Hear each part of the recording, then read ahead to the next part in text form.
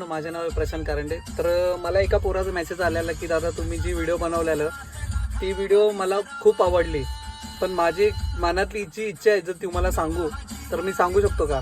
तर मी बोलले ठीक आहे, मी तुला नंबर पाठवतो, तर ती गोष्ट तू मला सांग. तर त्या पोराचा फोन आला आणि मला त्याने सांगितलं की भावा मी 2 वर्ष रिलेशनशिपमध्ये होतो आणि त्या पोरीला मी विचारलं की तू माझ्याशी लग्न करशील का? ती पोरगी बोलली की मी तुझ्याशी लग्न करायला तयार आहे, पण माझे घरचे जर बोलले की जर घरचे राजी नसले तर मी नाही करू शकत.